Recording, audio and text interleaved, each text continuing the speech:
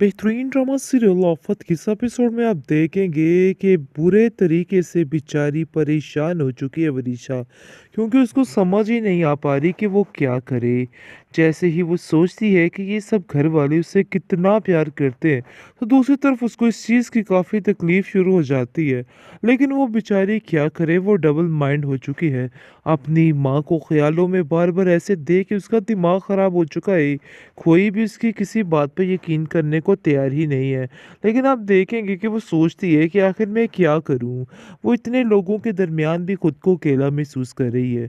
लेकिन वह आज उसका बहुत ज़्यादा साथ देता है और कहता है कि तुम फ़िक्र मत करो, देखो हम हमेशा तुम्हारे साथ थे और तुम्हारे साथ रहेंगे, तुम्हारा कोई कुछ नहीं बिगाड़ सकता।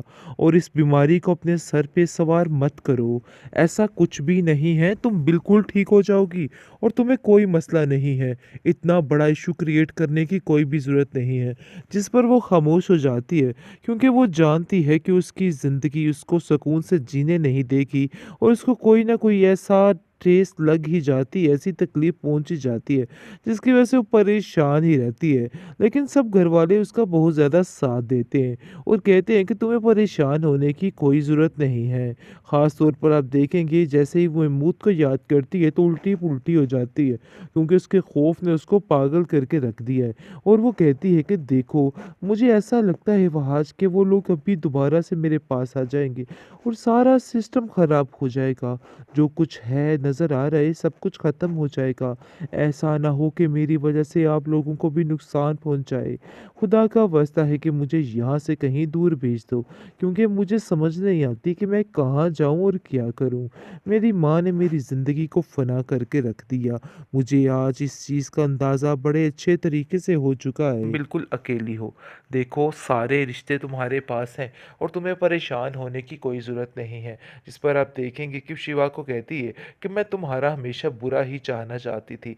लेकिन अब जाकर मुझे अंदाज़ा हुआ है कि इंसान जितना मर्ज़ी बुरा बन जाए एंड पर उसका टाइम भी आना होता है। शायद हम जैसे लोग इस तरह की बातें भूल जाते हैं।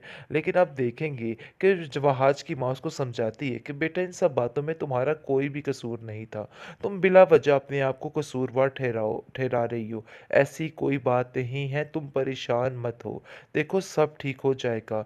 तुम्हारा इन सब बातों में कोई कसूर नहीं है, अपने दिमाग को दुरुस्त करो और इन लोगों की बातों में आकर अपने आप को हल्कान मत करो। ऐसा कुछ भी नहीं है। हमारे दिल में तुम्हारे लिए कोई नफ़रत नहीं, कुछ भी नहीं है। वह आज भी इसको यही बात समझाने की कोशिश करता है और शिफ़ा को भी अब समझ आ चुकी है कि नहीं भई, अब इस लड़की को दिल से माफ़ कर देना चाहिए, क्योंकि उसने भी दिल से हर चीज़ को माफ़ कर लिया और कबूल कर लिया है। लेकिन अब देखेंगे कि वहाज कहता है कि चच्ची जान ने बहुत गलत किया। मुझे इनकी बहुत ज़्यादा यानी कि तकलीफ़ है इस बात की कि इन्होंने मेरे चचा को मार दिया है। लेकिन दूसरी तरफ आप देखेंगे कि वरीशा कहती है कि अब उस औरत का कोई मेरे सामने नाम भी नहीं लेगा। इस घर में उन लोगों का ज़िक्र मत करना, क्योंकि मैं फिर वहाँ से चली जाऊँगी। क्योंकि वो जान चुकी है कि असल गेम क्या थी और उसको उसके बाप से कैसे दूर किया गया।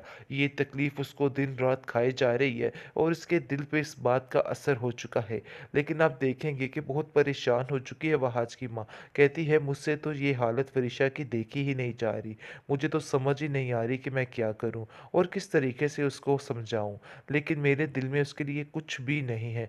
लेकिन दादी इस बात का रो रही है कि देखो महक ने क्या किया। कितने तरीके और कितनी चालाकी के साथ हर चीज़ को ख़राब कर दिया और हमें कानो कान खबर ना हुई। मुझे आज इस चीज़ का बहुत ज़्यादा अफ़सोस है। ट्रॉमा सीरियल आफत के सारे विलन की डेथ हो चुकी है, लेकिन अभी तक इस ड्रामे का एंड नहीं हुआ। इसका मतलब है कि अभी भी कोई तहलका बाकी है। खैर आप देखेंगे कि जिस तरीके से महक ने सारी चीज़ों को हथियाने की कोशिश की और आज तक सबके साथ दुश्मनी ही पाले रखी और ऐसा समझा कि सब ही उससे दूर है, लेकिन वही आज ज़िंदगी और मौत के मुंह में चली गई है, बल्कि मर चुकी है तकरीबन तकरीबन। क्योंकि जैसा कि आप देख रहे हैं कि हर तरफ यही ववेला मच चुका है कि अब महक जो है मर चुकी है। लेकिन ये बात वरीशा जो है तस्लीम नहीं कर पा रही है कि आखिर आखिर ऐसा कैसे हो सकता है? उसे इस चीज़ का दुःख नहीं है कि मेरी माँ इस दुनिया से चली गई, लेकिन उसको दुःख सिर्फ़ इस बात का है कि वो इन बातों का हिसाब दे के जाती। जो सुकून, जो ज़िंदगी उससे छीनी गई थी, उसका बाप उससे छीना गया था, उस चीज़ का हिसाब चाहती थी। इसलिए वो काफ़ी परेशान और काफ़ी रोती चिल्लाती है और कहती है कि देखो मेरे साथ क्या हुआ है। मैं तो सोच भी नहीं सकती थी कि इस कदर घटिया भी कोई हो सकता है। अगर मैं कभी किसी वक़्त भी ये पहले जान जाती, तो उस महमूद को मैं अपने हाथों से मार देती और मैं सारी ज़िंदगी इस धोखे में रही कि महमूद मुझसे बाप से ज़्यादा प्यार करता है। काश मैं इस बात को समझ जाती, लेकिन इन लोगों ने कैसा पर्दा मेरी आँखों में डाल रखा था कि मुझे सच और झूठ की पहचान ही ना थी। लेकिन आज मैं बहुत अकेली हो चुकी हूँ और मुझे बिल्कुल समझ नहीं आ पा रही है कि आखिर मैं क्या करूँ? आखिर मेरा क्या कसूर था जो मुझे इस किस्म की माँ मिली, इस किस्म की तरबियत मिली? हर काफ़ी परेशान और अपने दिल पर इस बात का असर ले लेती है। लेकिन इसकी वजह से घर वाले भी काफ़ी ज़्यादा परेशान हो चुके हैं और अब जाकर शिफ़ाज़ को समझाने की कोशिश कर रही है। देखो परेशान मत हो, हम सब तुम्हारे साथ हैं। तुम अपने आप को अकेला मत समझो, ये मत समझो कि तुम्हारी माँ इस दुनिया में नहीं है तो तुम बिल्कुल अकेली हो। देखो सारे रिश्ते तुम्हारे पास हैं और तुम्हें परेशान होने की कोई ज़रूरत नहीं है। जिस पर आप देखेंगे कि शिवा को कहती है कि मैं तुम्हारा हमेशा बुरा ही चाहना चाहती थी, लेकिन अब जाकर मुझे अंदाज़ा हुआ है कि इंसान जितना मर्ज़ी बुरा बन जाए एंड पर उसका टाइम भी आना होता है। शायद हम जैसे लोग इस तरह की बातें भूल जाते हैं, लेकिन आप देखेंगे कि जवाहज की माँ उसको समझाती है कि बेटा इन सब बातों में तुम्हारा कोई भी कसूर नहीं था।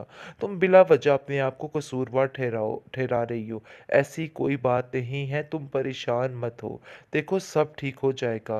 तुम्हारा इन सब बातों में कोई कसूर नहीं है, अपने दिमाग को दुरुस्त करो और इन लोगों की बातों में आकर अपने आप को हल्का मत करो। ऐसा कुछ भी नहीं है। हमारे दिल में तुम्हारे लिए कोई नफ़रत नहीं, कुछ भी नहीं है। वह आज भी इसको यही बात समझाने की कोशिश करता है और शिफ़ा को भी अब समझ आ चुकी है कि नहीं भई, अब इस लड़की को दिल से माफ़ कर देना चाहिए क्योंकि उसने भी दिल से हर चीज़ को माफ़ कर लिया और कबूल कर लिया है। लेकिन अब देखेंगे कि वहाज कहता है कि चच्ची जान ने बहुत गलत किया। मुझे इनकी बहुत ज़्यादा यानी कि तकलीफ़ है इस बात की कि इन्होंने मेरे चचा को मार दिया है। लेकिन दूसरी तरफ आप देखेंगे कि वरीशा कहती है कि अब उस औरत का कोई मेरे सामने नाम भी नहीं लेगा।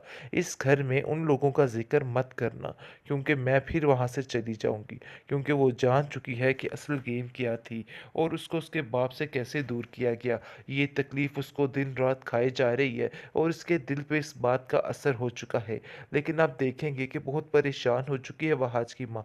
कहती है मुझसे तो ये हालत वरीशा की देखी ही नहीं जा रही। मुझे तो समझ ही नहीं आ रही कि मैं क्या करूँ और किस तरीके से उसको समझाऊँ। लेकिन मेरे दिल में उसके लिए कुछ भी नहीं है। लेकिन दादी इस बात का रो रही है कि देखो महक ने क्या किया। कितने तरीके और कितनी चालाकी के साथ हर चीज़ को ख़राब कर दिया और हमें कानो कान खबर ना हुई। मुझे आज इस चीज़ का बहुत ज़्यादा अफ़सोस